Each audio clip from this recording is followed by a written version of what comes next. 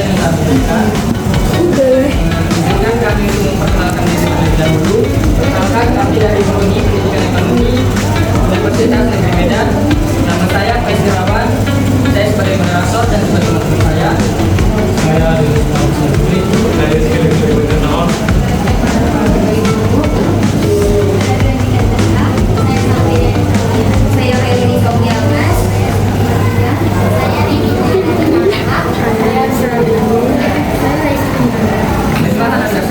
Tujuan kami di sini untuk memberikan pemahaman terkait dengan edukasi riset di kalangan pelajar. Materi edukasi ini akan disampaikan oleh teman saya, Almas dan juga Sabrina. Pada Almas dan juga lalu dilakukan dengan berbagai pertimbangan dan kesiapan mental maupun fisik. Nah, yang terakhir itu contoh dari cek sehat itu adalah nggak bikin satu pihak itu merasa merugikan, tertekan ataupun bahkan merasa kita dimanfaatkan. Itulah cek sehat. Lalu bagaimana Pak? Apa seks yang beresiko atau seks bebas itu? Nah, biasa seks bebas ini dominan keperasaan cuman pengen senang-senang aja untuk sekarang. Lalu enggak pakai pengaman ataupun enggak pakai pertimbangan dari kesiapan mental maupun fisik, apapun itu enggak pakai pertimbangan. Jadi kayak cuman bersenang-senang doang. Lalu kadang karena paksaan, bukan karena sebenarnya pengen diri kita sendiri.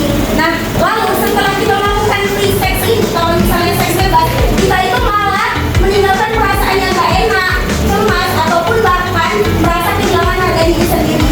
Lalu banyak remaja yang akhirnya setelah melakukan hal yang kayak gitu, mereka tuh merasa menyesal. Karena apa? Karena akhirnya itu mereka ditinggalkan dan mereka merasa dirinya itu gak berharga lagi.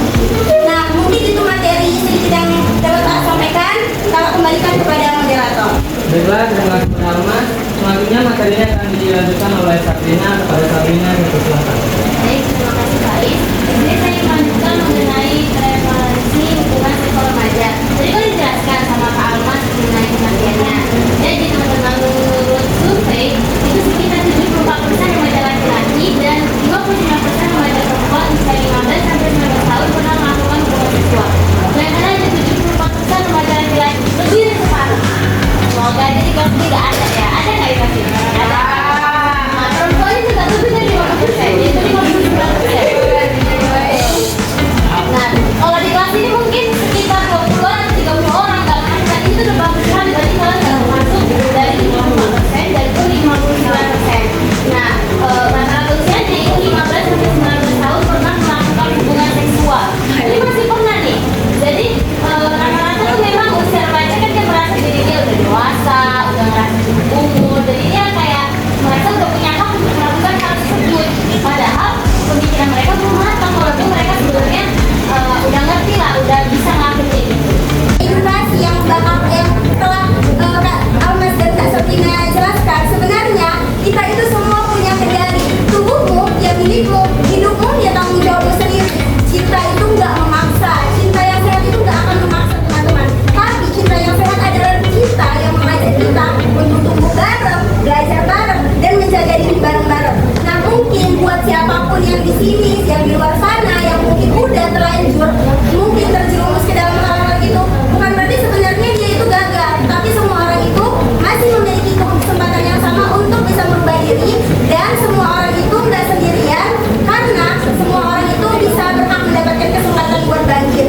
Nah, jadi hal penting yang bisa kita dapatkan dari edukasi kali ini adalah jangan pernah malu untuk belajar mengenai free sex ini, karena sebenarnya itulah yang membuat pola pikir kita keren. Remaja itu keren, bukan karena bikin kita nggak kuat untuk mempelajari ini, karena dari pengetahuan yang kita dapatkan mengenai free sex bebas ini, kita akan menjadi remaja yang bukan hanya mempunyai wawasan yang luas, tetapi kita menjadi remaja yang tahu caranya membatas diri dan memiliki boundaries. Mungkin itu.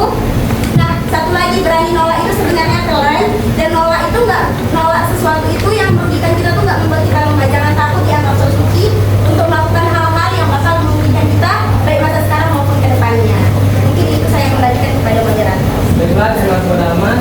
Baiklah, anda sekalian, berhubung waktu tidak banyak, di sini kami mempersingkat waktu dengan membagikan angket kepada anda sekalian.